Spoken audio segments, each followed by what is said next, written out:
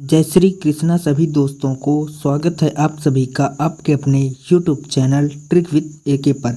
आज हम मैथ के 5 ऐसे मोस्ट इम्पॉर्टेंट क्वेश्चन को करने वाले हैं जो कि आपके हर एग्जाम्स में पूछे जाते हैं।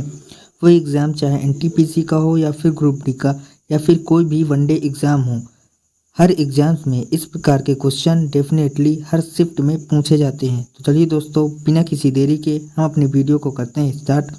आज का हमारा पहला क्वेश्चन है कि दो संख्याएं 3 और 4 के अनुपात में हैं। प्रत्येक में 30 बढ़ाने पर उनका अनुपात 9:10 हो जाता है, तो वह संख्याएं क्या होंगी। तो इस क्वेश्चन को सॉल्व करने के लिए मैं आपको एक बहुत ही आसान सा तरीका बताता हूं।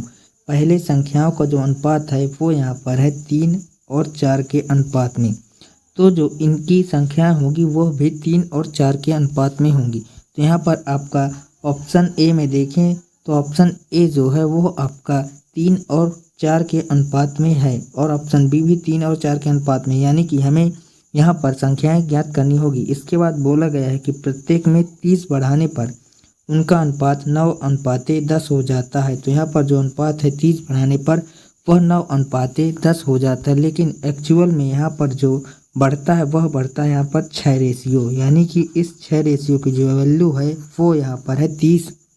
तो यहाँ पर जो एक रेशियो की वैल्यू होगी वो होगी 6×5 30। हमें ज्ञात करना है दोनों संख्याएं। तो पहली जो संख्या वह 3 रेशियो है और जो दूसरी संख्या है वो यहाँ पर 4 रेशियो। तो पहली संख्या होगी 5×3 15 और जो दूसरी संख्या हो जाएगी वो हो जाएगी 5×4 20। तो 15 और 20 हमारा बिल्कुल से राइट आंसर होगा। तो 15 और 20 हमारा ऑप्शन नंबर बी में है। तो यहाँ पर हमारा ऑप्शन नंबर जो बी है वह बिल्कुल से करेक्ट आंसर होगा। सो आई होप कि आपको यह क्वेश्चन अच्छी प्रकार से समझ में आ गया होगा। इसके बाद हमारा जो नेक्स्ट क्वेश्चन है वह यह है कि 300 की राशि पर 12% वार्षिक के साधारण ब्याज पर 1080 का ब्याज कितने सालों में मिलेगा। यदि आपको वीडियो अच्छी लग रही हो तो वीडियो को लाइक कर दें और अपने दोस्तों के साथ इस वीडियो को शेयर जरूर करें। क्वेश्चन यह है कि 3000 की राशि पर 12% वार्षिक ब्याज की दर पर 1080 का ब्याज कितने सालों में मिलेगा। तो साधारण ब्याज का जो फॉर्मूला होता है वह होता है आपका मूलधन गुणे दर और गुणे समय और अपान में होता है आपका 100। तो यहाँ पर साधारण ब्याज जो दिया गया है वो यहाँ पर है 1080। तो साधारण ब्याज की जगह हम यहाँ पर लिखेंगे 1080। इसके बाद पी आपका होता है मूलधन, तो मूलधन यहाँ पर है 3000, तो हम लिखेंगे यहाँ पर 3000। इसके बाद आर होती है दर यानी कि रेट, तो रेट है यहाँ पर 12%, तो हम लिखेंगे 12%। हमें यहाँ पर टाइम निकालना यानी समय, तो हम समय को यहाँ पर टी लिख लेते हैं और अपान में कर देंगे 100। अब यहाँ पर हम इसको सॉल्व करेंगे तो आपका यहाँ पर 2 जीरो से 2 जीरो कैंसिल हो जाएगा और यहाँ पर 1 जीरो से ये जीरो भी कैंसिल हो जाएगा। अब यहाँ हम 3 से इसको काटेंगे, तो 3 से काटें पर 3 त्रिका 9 होगा और 3 छंग 18 होगा। अब इसको हम 12 से काटेंगे तो 12 तियाँ हो जाएगा 36। तो टी का जो मान आ गया वो आ गया यहाँ पर 3 साल। तो 3 साल हमारा बिल्कुल से करेक्ट आंसर होगा, जो कि हमारे यहाँ पर ऑप्शन नंबर बी में है। तो आई होप कि आपको यह क्वेश्चन भी अच्छी प्रकार से समझ में आ गया होगा। इसके बाद हमारा नेक्स्ट क्वेश्चन है कि एक मशीन की कीमत 6250 है। उस कीमत के पहले वर्ष में 10%, दूसरे वर्ष में 20% और तीसरे वर्ष में 30% की कमी आ जाती है। तदनुसार तीनों वर्षों में मशीन की कीमत कितनी रह जाएगी। और इस प्रकार के क्वेश्चन आपको हर एग्जाम्स में हर शिफ्ट में देखने को मिलने वाले हैं। तो यहाँ पर जो मशीन की कीमत है वो यहाँ पर है 6250, तो हम लिखेंगे यहाँ पर 6250। इसके बाद पहले वर्ष जो मशीन की कीमत है वह 10% घट जाती है, यानी कि पहले वर्ष में रह जाती है 90%, तो हम लिखेंगे यहाँ पर 90%। इसके बाद जो दूसरे वर्ष में 20% घट जाती है तो बचेगी कितनी, 80% बचेगी। इसके बाद तीसरे वर्ष में 30% घट जाती है तो यहाँ पर बचेगी आपकी 70%। अब यहाँ पर हम इसको सॉल्व कर लेंगे तो मशीन की जो 3 साल बाद मशीन की कीमत रहेगी वह निकल कर आ जाएगी।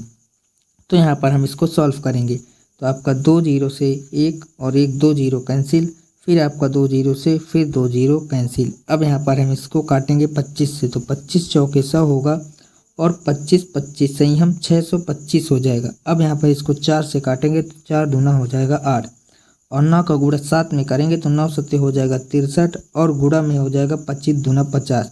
यदि हम इसका गुणा करेंगे तो यहाँ पर आ जाएगा 5 तिया 15 की 5, रिमाइंडर 1, 5 छक्का 30 और 31 और ये 0 50 का, यानी कि इस क्वेश्चन का जो राइट आंसर होगा वो यहाँ पर होगा 3150। तो 3150 यहाँ पर हमारा ऑप्शन नंबर सी में है। तो यहाँ पर हमारा ऑप्शन नंबर सी बिल्कुल से करेक्ट आंसर हो जाएगा। सो आई होप कि आपको यह भी क्वेश्चन अच्छी प्रकार से समझ में आ गया होगा। यदि वीडियो पसंद आ रही हो तो वीडियो को लाइक ज़रूर कर दें और अपने दोस्तों के साथ इसको शेयर कर लें और चैनल पर नए हो तो चैनल को सब्सक्राइब जरूर कर लें। नेक्स्ट क्वेश्चन है कि 3 संख्याएं 5, 6 और 8 के अनुपात में हैं और उनका जो योग है वो है 3800। तो सबसे बड़ी संख्या ज्ञात करना है। तो सबसे बड़ी संख्या यहाँ पर 8 रेशियो है। तो जो भी संख्याएं 8 से कटेंगी वही हमारा आंसर होगा। तो यहाँ पर आपका 1000 भी कटता है, 1600 भी कटता है, 2000 भी कटता है और यहाँ पर 1200 जो होगा वो 8 से नहीं कटेगा। तो ये हमारा ऑप्शन डी तो नहीं होगा। अब यहाँ पर हम इस क्वेश्चन को सॉल्व करेंगे। तो यहाँ पर 5 और 6 और 8 के अनुपात में है तो इन सभी का हम योग ज्ञात करेंगे। तो 8, 6, 14 और 5, 19, यानी कि 19 रेशियो की जो वैल्यू है वो यहाँ पर है 3800, क्योंकि उनकी संख्याओं का योग यहाँ पर 3800। तो इन तीनों जो संख्याएं हैं 5, 6, 8 के अनुपात में इनका योग कर लेंगे और उसका 3800 के बराबर कर लेंगे। अब यहाँ पर हम निकालेंगे एक रेशियो की वैल्यू। तो 19 दूना हो जाएगा 38, यहाँ पर आ जाएगा आपका 200, यानी कि एक रेशियो की वैल्यू हो जाएगी यहाँ पर 200। हमें ज्ञात करना है सबसे बड़ी संख्या। तो सबसे बड़ी संख्या यहाँ पर है 8 रेशियो। तो 8 रेशियो के यहाँ पर मान हो जाएगा 8 दूना 1600। तो यहाँ पर 1600 हमारा बिल्कुल से करेक्ट आंसर हो जाएगा, जो कि हमारा यहाँ पर ऑप्शन नंबर बी में है।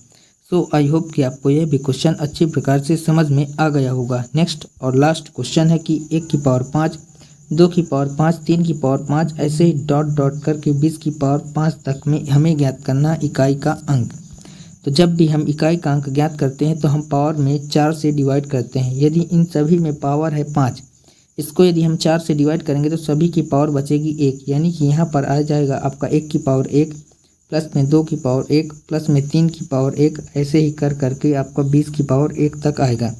और यहाँ पर जो 1 से लेकर 20 तक का हमें निकालना है योग। तो योग के लिए एक फार्मूला होता है n+1 और अपान में होता है 2, ये होता है फार्मूला।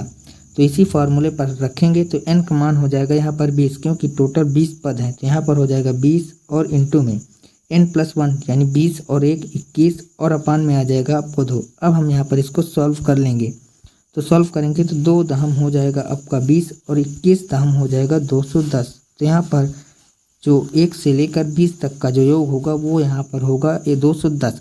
लेकिन हमें यहाँ पर ज्ञात करना है कि इकाई का अंक क्या होगा। तो इकाई का अंक 210 में होगा 0। तो 0 यहाँ पर हमारा ऑप्शन नंबर ए में है।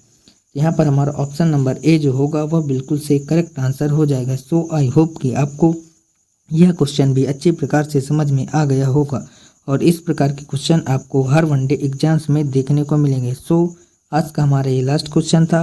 वीडियो कैसी लगी ये हमें कमेंट बॉक्स में ज़रूर बताएं। वीडियो अच्छी लगी हो तो प्लीज़ वीडियो को लाइक कर दें। चैनल पर नए हो तो चैनल को सब्सक्राइब ज़रूर कर लें, क्योंकि हम आपके लिए ऐसे डेली वीडियो लाते रहते हैं। सो आज के लिए इतना ही, मिलते हैं नेक्स्ट वीडियो में। तब तक के लिए जय हिंद, वंदे मातरम।